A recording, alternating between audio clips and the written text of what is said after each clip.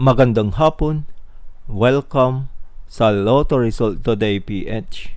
Narito ang mga resulta para sa 5 PM draw, January 6, 2026.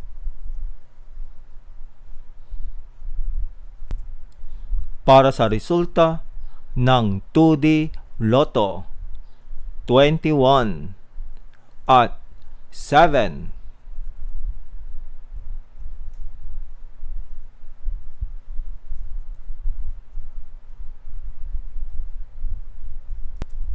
Para sa resulta ng 3D Lotto, 3, 1 at 8.